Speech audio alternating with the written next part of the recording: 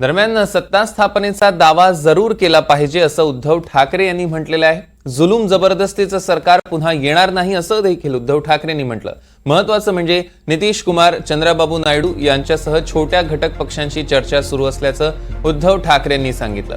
भाजपनं ज्यांना ज्यांना त्रास दिला ते आमच्या बरोबर येतील असंही उद्धव ठाकरे म्हणाले.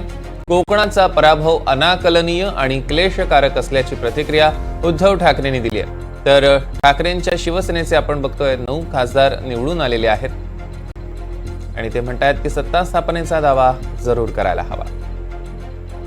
सत्ता स्थापनेसाठी दावा करायलाच पाहिजे. इंडिया आघाडीच्या बैठकीसाठी मी उद्या दुपारनंतर जाईन, कारण बाहेरगावी जिंकलेले जे आमचे खासदार आहेत ते उद्या येतील.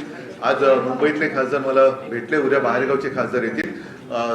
सर्वात आधी संजय राऊतजी तिकडे जातील, त्यांच्याबरोबर आपले मुंबईतले खासदार अनिल देसाई, अरविंद हेही असतील आणि दुपारनंतर संध्याकाळच्या वेळेला मी दिल्लीमध्ये पोहोचेन.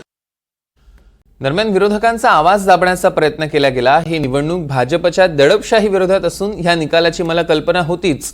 घटनेला वाचवण्यासाठी पहिलं पाऊल पडलंय. इंडिया आघाडीतील साथीदारांचा आम्ही मान ठेवलाय अशी प्रतिक्रिया राहुल गांधींनी दिल्लीत घेतलेल्या पत्रकार परिषदेतून दिली आहे. देश ने नरेंद्र मोदी जी को साफ कह दिया है कि हम आपको नहीं चाहते हैं. End this is the main thing that this election has sed. The country has unanimously and clearly stated, we do not want Mr. Narendra Modi and Mr. Amit Shah to be involved in the running of this country. We do not like the way they have run this country. We do not appreciate the way they have attacked the constitution.